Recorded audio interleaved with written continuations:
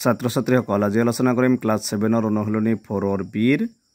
4 number প্ৰশ্নৰ পৰা 4 number প্ৰশ্নৰ তলৰ চিত্ৰবোৰত পি আৰু কিউ ৰেখা দুডালক আৰ ছেদকে ছেদ কৰিছে পি আৰু কিউ সমান্তৰাল হয় নে নহয়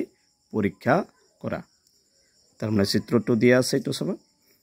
পি কিউ দিয়া আছে আৰু আৰ ৰেখা দিয়া আছে এটা কোণ দিয়া আছে 45 ডিগ্ৰী 135 ডিগ্ৰী তেনে ধৰি লবা 145 টু 1 নম্বৰ কোণ ফালে 2 নম্বৰ কোণ এনেকে কোণ কেটা ধৰি ললা হল তাৰপিছত কৈছে কি ছেদকে ছেদ কৰিছে পি কিউ সমান্তৰাল হয় নে নহয় তো পৰীক্ষা কৰিব লাগে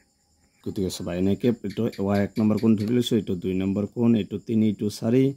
এটো 5 এটো 6 এটো 7 এটো কিছে 8 গতিকে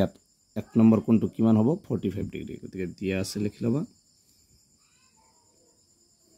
angle 1 equal কিমান হ'ব 45 ডিগ্ৰী এটো এটা নম্বৰ দিবা 1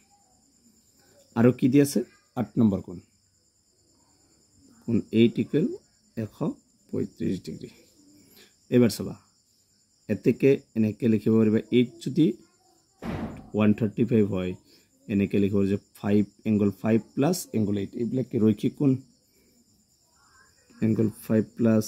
angle 8 equal কিমান ৰৈখিক কোণৰ সমষ্টি 180 degree by angle 5 plus 8 equal কিমান দি আছে 135 ডিগ্ৰী সমান 180 ডিগ্ৰী angle 5 to ৰাখিবা ফালে আছে কি 180 135 to plus ইফালে লিখি হ'ব মাইনাস এবাৰ বা angle 5 equal 180 ৰ পৰা 135 বাদ দিলে কিমান থাকিব 45 ডিগ্ৰী এইটো হৈছে 5 নম্বৰ কোণ এটো দিবা 2 নম্বৰ সমীকৰণ এবাৰ চাবা if angle 5 আৰু angle 1 এইবিলাক কি এই দুটা কোণ কি দি আছে সমান আছে তে লিখিব পাৰিবা 1 আৰু 2 ৰ পৰা তেকে 1 আৰু 2 ৰ পৰা এই প্ৰথম দুটা কি আছে 45 আছে গতিকে এনেকে লিখিব পাৰিবা angle 1 equal কি angle 5 এনেকে লিখিব পাৰিবা angle 1 equal 5 যেটো 1 to 45 আৰু 5 to কি 45 ডিগ্ৰী ঠিক আছে যেহেতু কোণ দুটা কি সমান আৰু কি অনুৰূপ কোণ গতিকে লিখিবা যেহেতু কোণ দুটা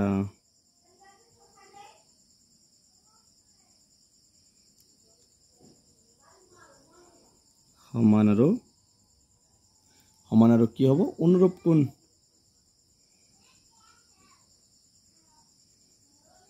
সমান আৰু অনুৰূপ কোণ যদি সমান আৰু অনুৰূপ কোণ হয় তেকে কি লিখিব পাৰিম এ পি সমান্তৰাল কি কিউ হয় তেকে পি সমান্তৰাল কিউ এটো হৈছে 4 1 নম্বৰটোৰ आंसर একদম সহজ গতিকে এনেকে তোমালোকে সহজ ওলাব পাৰিবা ইয়াৰ পিছৰ ভিডিঅ 2 3 আলোচনা কৰিম আৰু ভিডিঅটো লাইক কৰিবা চেনেলটো সাবস্ক্ৰাইব কৰিবা